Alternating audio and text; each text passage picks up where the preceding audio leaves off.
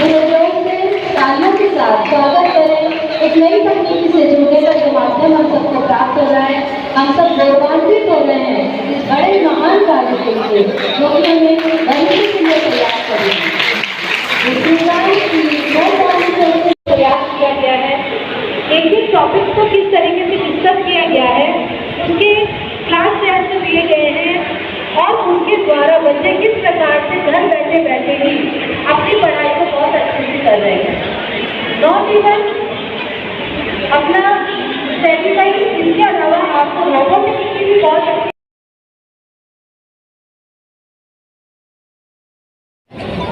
संगठन के और हमारे केंद्रीय नेतृत्व की योजना से एडू फ्रंट एजुकेशनल इंस्टीट्यूट के द्वारा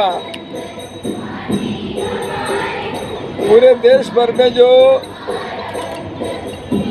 एजुकेशन का डिजिटलाइजेशन चल रहा है, तो आज हमारे एक विद्यालय उच्च माध्यमिक आदर्श विद्या मंदिर अम्बावाड़ी को पूर्णतया डिजिटलाइज किया जा रहा है। निश्चित रूप से मैं एक महत्वपूर्ण आयाम को संगठन के द्वारा पूरा करने पर हमारे केंद्रीय नेतृत्व और एडू फ्रंट के सम्माननीय सतीश जी, श्रीमान अरुण जी और सभी पदाधिकारियों का हृदय से साधुवाद ज्ञापित करता हूं, धन्यवाद देता हूं। धन्यवाद। आज का कार्यक्रम आज 4 अप्रैल 2023 है। मेरे हिसाब से देश के शिक्षा के इतिहास में एक महत्वपूर्ण दिन है, इसलिए कि आदर्श जो हमारा विद्यालय है जहाँ हम खड़े हैं, ये देश का पहला ऐसा विद्यालय बन रहा है जहाँ हर बच्चे के पास एक टैबलेट है, हर अध्यापक के पास टैबलेट है। लेकिन टैबलेट सिर्फ टैबलेट नहीं है, उसके साथ जितनी भी उसके लिए एक डिजिटल लर्निंग इकोसिस्टम यानी कि डिजिटल माहौल में जो पढ़ने का जो एक पूरा ढांचा बनाने की बात है, उसके साथ वो भी जुड़ा हुआ है। हमारे सभी शिक्षक, हमारे सभी छात्र पूरी तरह से उसमें प्रशिक्षित किए गए हैं और उनमें सबसे अच्छी संभावना ये है, जो मेरा एक बचपन से इरादा था कि हमारे सब बच्चे अपनी ही सीमाओं के तहत ऐसी अच्छी शिक्षा पा सकें जो विश्व में जो और पाते हैं उनके बराबर हो, मुझसे अच्छी ना हो, उनके बराबर तो हो। और मैं आपसे ये खुशी के साथ कहना चाहता हूँ, आज सुबह मुझे न्यूयॉर्क से एक ईमेल आया, वहाँ प्रेसिडेंट हैं एक समाज के जो कि हमारे यहाँ आ चुके हैं।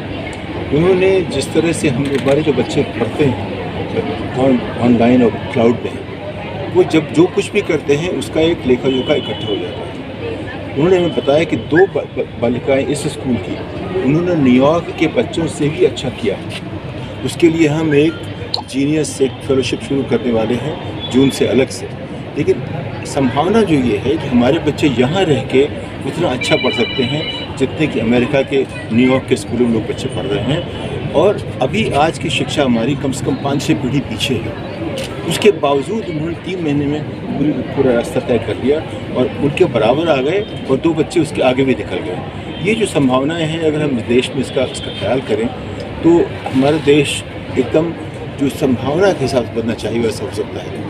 आज की तारीख में हम देश को अपनी संभावनाओं से जोड़ते हैं। मेरा मानना है कि हम संभावनाओं से अब वास्तविकता की तरफ बढ़ना चाहिए। हम क्या कर सकते हैं, उपलब्धियों की तरफ देखना चाहिए, हमारी उपलब्धियाँ क्या है। उसके लिए ज़रूरी है कि हर छात्र जो आज पढ़ रहा है उस तरह पढ़े जैसे कि विश्व के सबसे अच्छे छात्र पढ़ते हैं, और उनमें जो हमारी क्षमता वही है जो किसी और की है। तो हम देख चुके हैं जो हमारे बच्चे निकल जाते हैं बाहर, कितना बढ़िया करते हैं।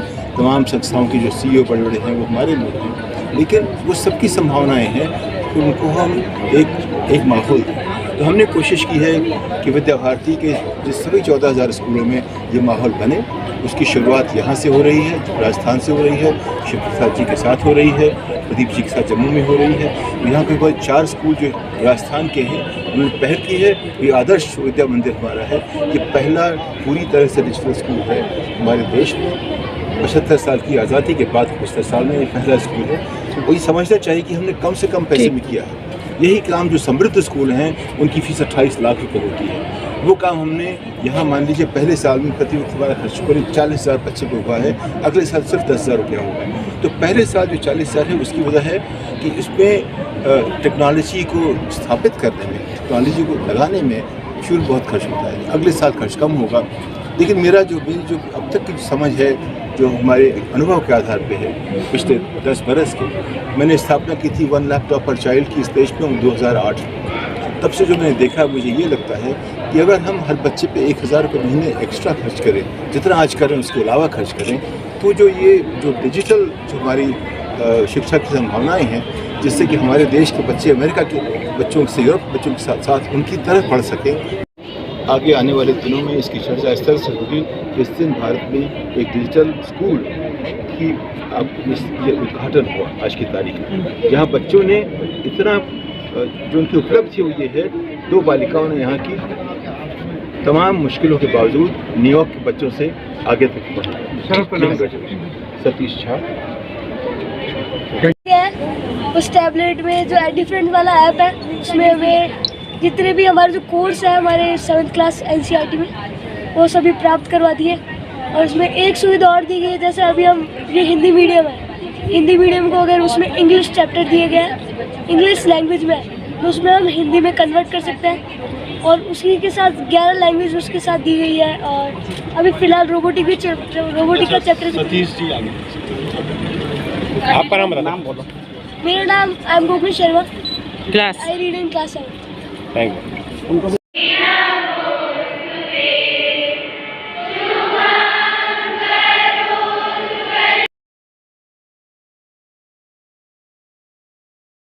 प्राउड का विषय है कि सतीश जी जो आश्रय और एड्यूफ्रंट के चेयरपर्सन हैं, वो आज हमारे बीच होंगे।